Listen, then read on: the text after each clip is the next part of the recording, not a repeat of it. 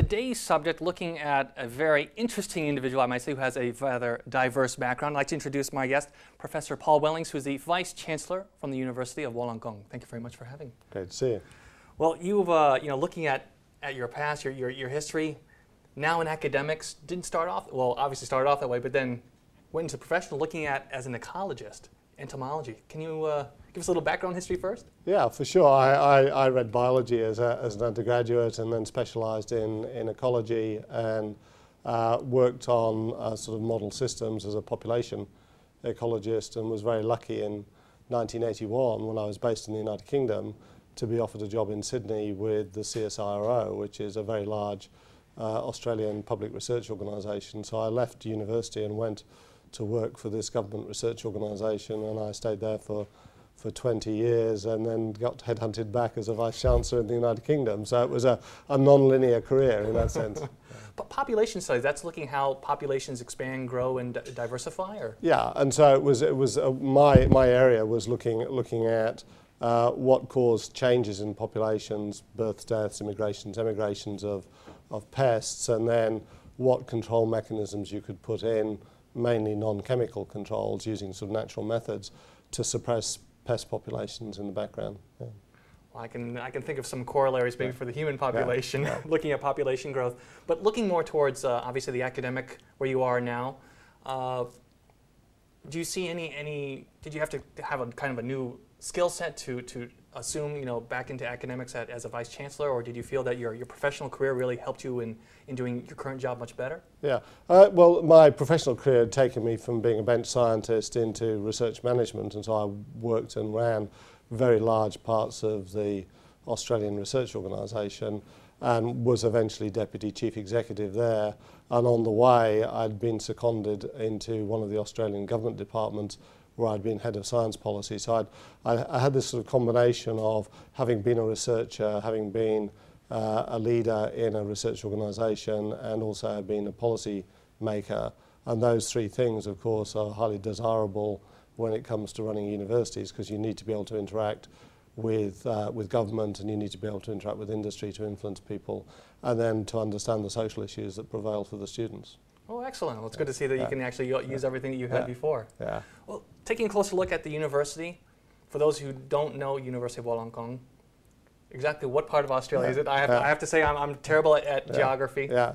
So we're about an hour south of Sydney on the east coast, and Wollongong is one of the major cities of the state of New South Wales. So Sydney, most of your audience would know as the state capital, and then Newcastle and Wollongong are the two other major cities. So it's about an hour south of Sydney. And what are the major, I guess, strengths of the university? Are you research-based? Are you medical, technology? Yeah, so it's a research-led university, very strong teaching background. So the teaching and learning environment and the graduate destinations second to none for the last 10 years in an Australian context, which makes us very attractive for students. And then a research portfolio which is very strong, built around our origins with heavy-duty engineering, but that's diversified into IT, biotechnology, bionics, all sorts of new things coming through out of the engineering and biology space in particular. Well, excellent. Well, I know, for those who are living here in Thailand now and looking at the changes which are happening in educational systems here in the country, obviously a lot more emphasis being put on English education, a lot more looking towards really getting the brain, so we don't have experience of brain drain, being able to educate a lot of the Thais overseas, bring that knowledge back to here. Do you have a large foreign student population? Yeah, roughly we've got 15,000 Australian students in Australia, 5,000 international students studying with those in Australia, and then elsewhere in the world we've got another 5,000 students, so 25,000 in total. And Thailand has been a major partner for us over that journey to grow international activities. So I think after China and India, Thailand would be amongst a number of economies that would sit in the next group of economies where students are coming to our campus.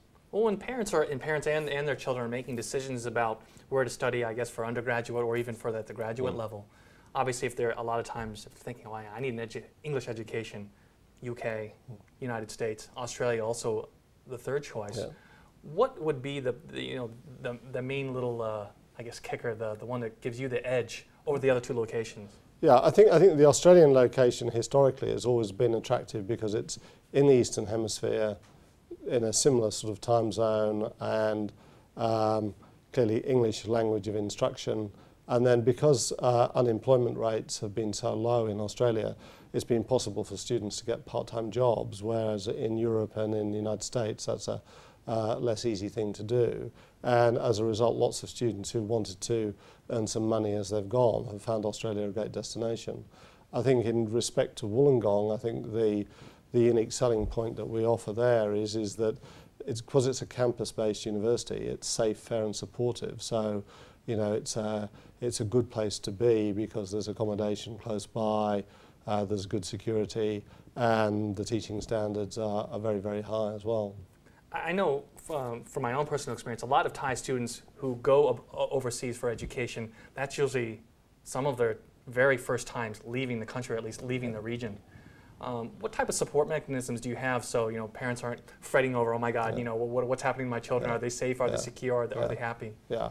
Well, there's obviously for students who are in accommodation a whole range of support mechanisms around those students. There's an international college for Thai students who want to work and live in a sort of a multicultural residential setting. And then beyond that, there's counselling services, support services, academic mechanisms in the background.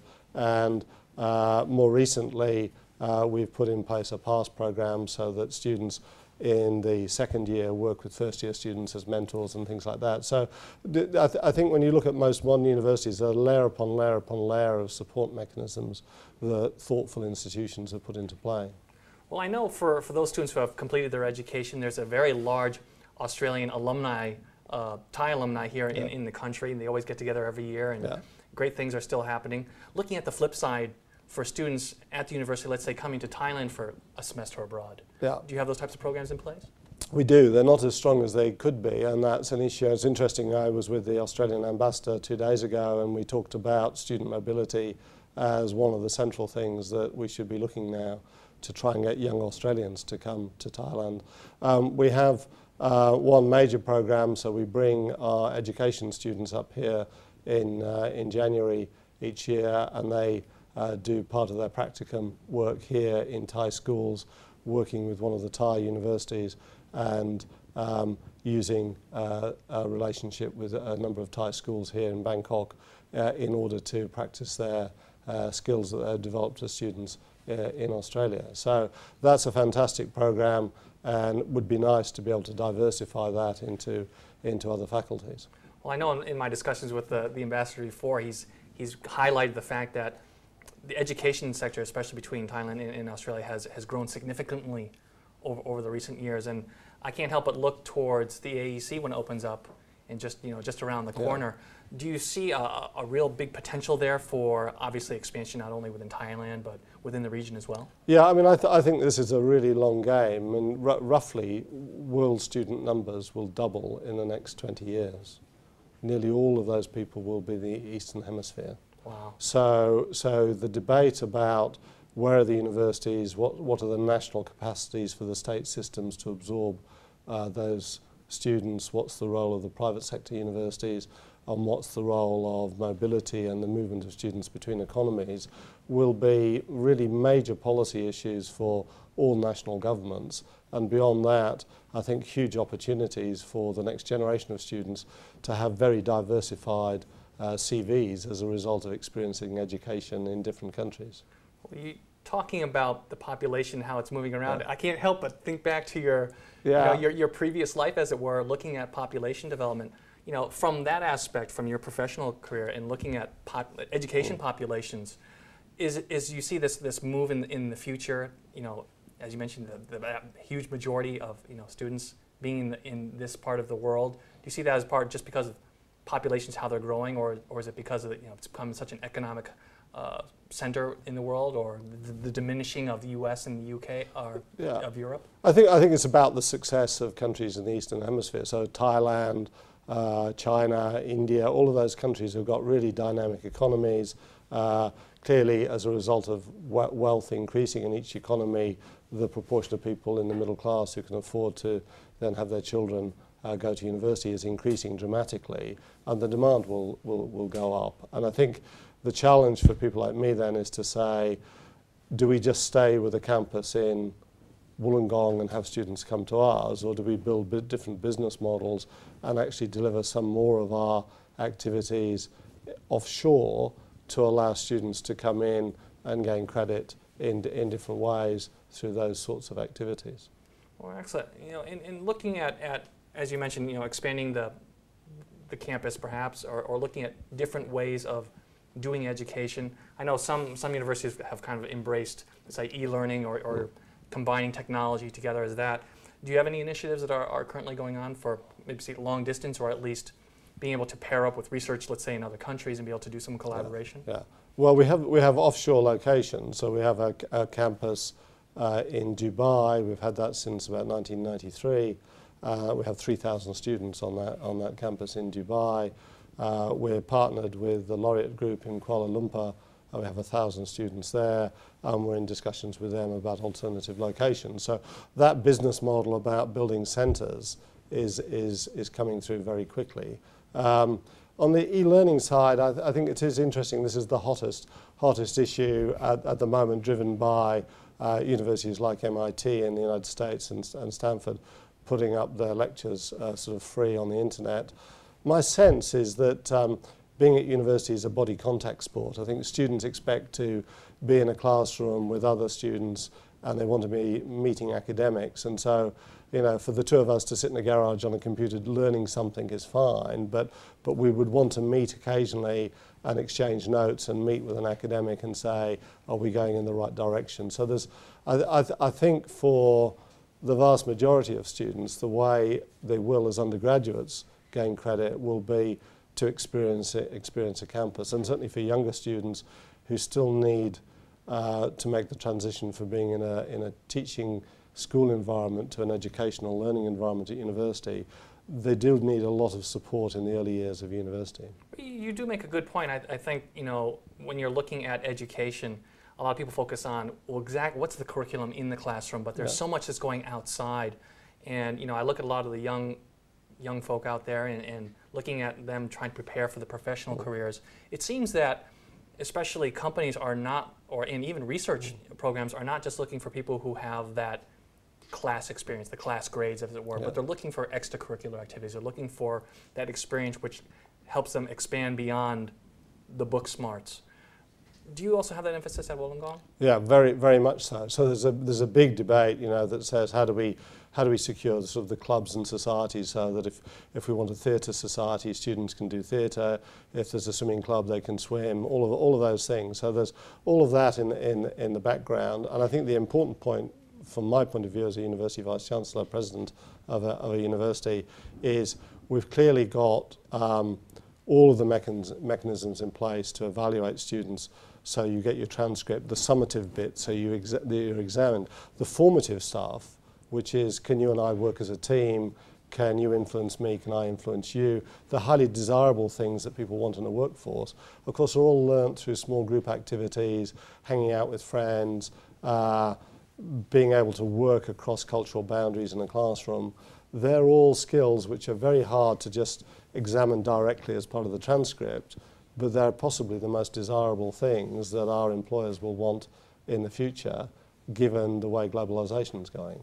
So the campus university interaction thing is never going to be diminished in its value, I don't think.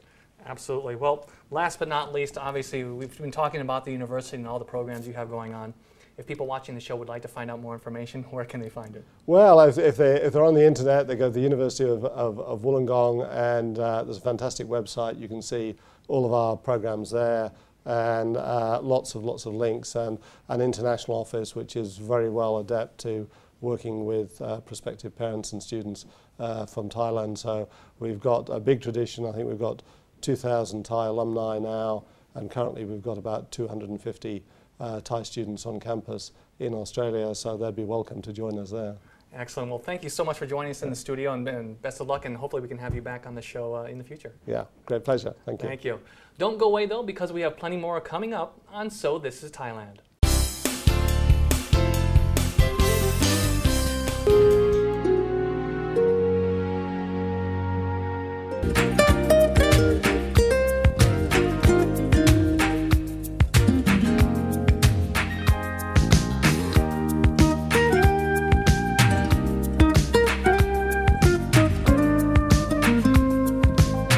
It's worth waking up early because I mean we have been cruising for just only 15 minutes, and then you can see now we are at the gateway of Guilin. Oh, that looks so nice, beautiful limestone. Yes. Why you call it Guilin? Because the beautiful landscape of the limestone which located inside the dam. You know, in the past time, in this area, it is like the forest. After the dam was built, so the river of Klong Sang is flow up, cover in this area. As a lake, like made this? all of the limestone located, and the water is throughout every place of the limestone. When you cruising and you can see the beautiful limestone, you can imagine like the face of the people who are lying on the mountain. Big face. Okay, or some animal. Or some like a flower. Depend on you. Good, good.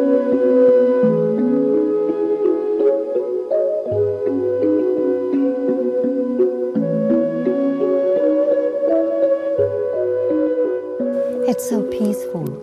Yes, the elegance of the landscape limestone here. Yeah. It's like we are in the room Yes. of limestone rocks. And is that the highlight? That's right. It's a beautiful limestone, 3 limestone, which located there. And then when the tourists come here, they always take a picture here with the 3 limestone rocks. Yeah, I mean separate from each other. That's right. And then you can cruise along and then go in between them.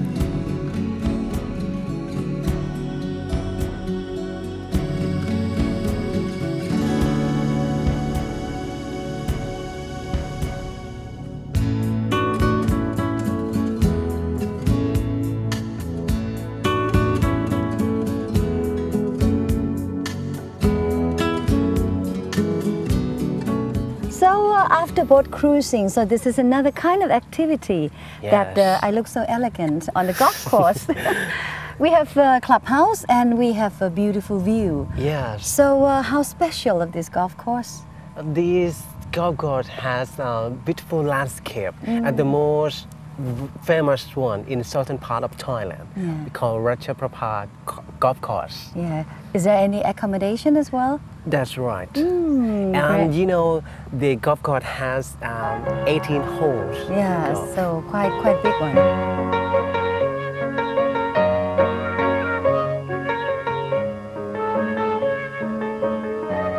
From golf course, about 50 kilometers. So this is a fresh, nice that we should stop. So waterfall reflects the prosperous and fresh environment of the province. Are there many of them around here? Yeah, there are many waterfalls inside the Khao Sok National Park. And this is waterfall we call Mayai Waterfall or Grandmother Waterfall in English. In English? Yes. And there are quite many. And you know, the most famous thing in the Khao Sok National Park, there are many rafflesia or buaput flower. Exactly. The biggest flower in Thailand. Quite rare to find. So can we do the trekking tour along, Khao Sok National Area just to see all the waterfalls? Indeed. Indeed, If you have enough time in the daytime, and you can trek a trail to see the waterfall inside the national park, and also the most famous trail we call San Yang Roi. Yang, that means a kind of tree that have a flower and can spin around when it's falling. Oh, that kind, yeah, I know. Khao Sok National Park reflects the prosperous of the province. So how big it is? This is the biggest national park of Surat Thani, which cover 3 districts: Phnom District, Ban Ta Khun District, and Kirirat Nikhom District.